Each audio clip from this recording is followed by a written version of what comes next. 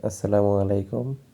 আমি আজকে আপনাদের মাঝে দেখাবো কিভাবে সহজ উপায়ে একটা সুন্দর দৃশ্য আঁকা যায়। আপনারা প্রথমে একটি সুন্দর ঘর আঁকানো দেখেন।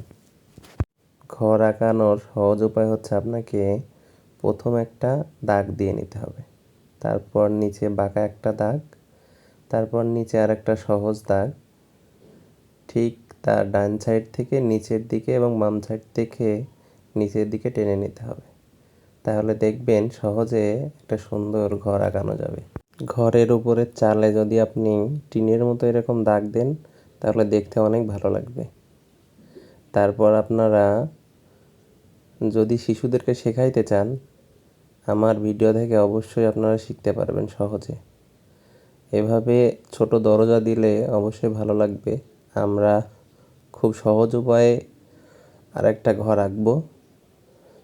আপনারা ঠিক এভাবেই আপনাদের শিশুদেরকে শেখাবেন যে সহজ উপায়ে কিভাবে ঘর আঁকা যায়। দুটো ঘর একসাথে থাকলে অবশ্যই দেখতে ভালোই লাগে। ঠিক প্রথম ঘরটার মতোই এই ঘরটা এঁকে নিতে হবে। নিচে দাগ দিয়ে সুন্দর করে আঁকতে হবে। তবে ঘর আঁকানোর সময় খেয়াল রাখতে হবে যে ঘরের দাগগুলো বাঁকা না হয়। প্রথমটার মতো দ্বিতীয়টার আমরা আবার নিচে দাগ দিয়ে নিব এবং অবশ্যই দরজা জানলা এঁকে নিব। দরজা জানলা থাকলে দেখতে ভালোই লাগে। দুটো ঘর আঁকা হয়ে গেল। এখন আমরা দৃশ্যের মাঝে একটা গাছ আঁকাবো, নারকেল গাছ। নারকেল গাছ আঁকানোর সহজ উপায় হচ্ছে আপনাকে প্রথমে দুইটা দাগ দিয়ে নিতে হবে। দাগ শেষ হওয়ার পর আপনাকে অবশ্যই খেয়াল করতে হবে যে দাগগুলা কেমন হচ্ছে। একটু বাঁকা হলে বেশি সুন্দর দেখায়। পরে আমরা নারকেল গাছের পাতা আঁকাবো। নারকেল গাছের পাতা আঁকাইতে হলে আপনাকে প্রথমে এরকমভাবে দাগ টেনে নিতে হবে। দাগ টেনে নেওয়ার পর এরকমভাবে পাতা তৈরি করতে হবে। পাতা তৈরি করার সময় অবশ্যই খেয়াল রাখতে হবে যে পাতাগুলো যেন একই সাইজের থাকে। একই সাইজের থাকলে অবশ্যই দেখতে ভালো লাগে। আমরা ঠিক একইভাবে প্রত্যেকটা ডালে পাতা এঁকে নেব। তারপর দেখব আসলে আমাদের দৃশ্যটা সুন্দর দেখাচ্ছে কিনা। নারকেল গাছের পাতা আঁকানোর পর আমরা ঘরের উপরে একটা সুন্দর গাছ আঁকব। গাছের আঁকতে হলে আপনাকে প্রথমে নিচে থেকে শুরু করে ডালটা সুন্দর করে এঁকে নিতে হবে। তারপর সাইডে দেখেন কত সহজে পাতাগুলো আঁকা যাচ্ছে। পাতাগুলো আঁকার পর দেখবেন যে সুন্দরই দেখতে লাগছে। আমরা ঘরের সাইডে একটা নদী আঁকবো। নদীর সাথে ঘর থাকলে অবশ্যই সুন্দর লাগবে। পরবর্তীতে দেখব যে এরপর আমাদের কি আঁকলে বেশি সুন্দর দেখায়। তারপর আমরা নদীর পাশে অবশ্যই সুন্দর পাহাড় আঁকবো। পাহাড় থাকলে দেখতে ভালোই লাগবে অবশ্য। পাহাড় আঁকতে হলে আমাদেরকে প্রথমে 3 কোণা আকৃতির একটা ত্রিভুজের মতো আঁকতে হবে, যাতে সেটা পাহাড়ের মতো দেখায়। পাহাড়ের মতো দেখা গেলে প্রাকৃতিক দৃশ্যটাকে আসলেই সুন্দর লাগে।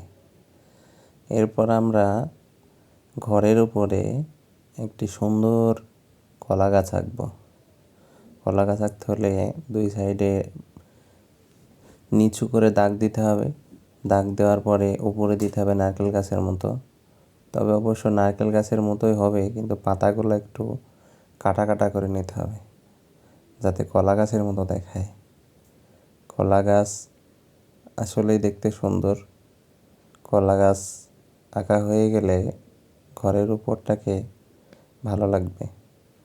তবে আমরা চেষ্টা করব ডালগুলো একটু কম দেওয়ার, যাতে সহজে বাচ্চারা বুঝতে পারে।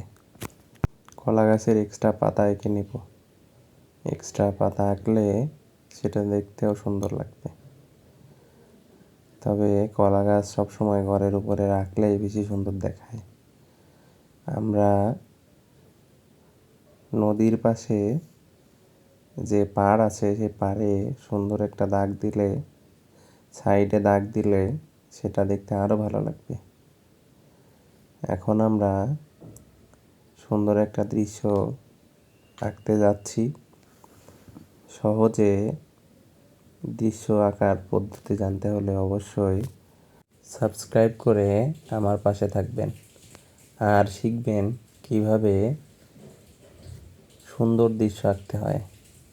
সহজে দৃশ্য আঁকতে হলে অবশ্যই আপনারা আমার পাশে থাকবেন। আর ভালো লাগলে অবশ্যই লাইক দিবেন, কমেন্ট করবেন। তারপর আমরা সুন্দর পাখিগুলো এঁকে নিলাম পাহাড়ের ওপর। সেটা দেখতেও সুন্দর লাগে। আসলে প্রাকৃতিক দৃশ্যে পাখি থাকলে ভালোই লাগে দেখতে। তো বন্ধুরা, আমার আঁকা কেমন লাগলো অবশ্যই আমাকে জানাবেন। বাচ্চারা যাতে সহজে শিখতে পারে, আমি সুন্দর সুন্দর ছবি এঁকে আপনাদের মাঝে উপস্থাপন করব। আর উপস্থাপনায় যদি কখনো ভুল হয়ে থাকে কমেন্টস করে আমাকে জানাবেন। আমি অবশ্যই সেটা সংস্কার করে নতুন ভিডিও নিয়ে আসার চেষ্টা করব। এভাবে আসলে সুন্দর একটি প্রাকৃতিক দৃশ্য আঁকা যায় এবং সহজভাবে বাচ্চাদেরকে শেখানো যায়। আপনারা দেখবেন এবং সহজভাবে কীভাবে প্রাকৃতিক দৃশ্য আঁকা যায় এটা অবশ্যই বাচ্চাদেরকে শেখাবেন, যাতে তারা শিখতে পারে এবং সুন্দরভাবে আঁকতে পারে।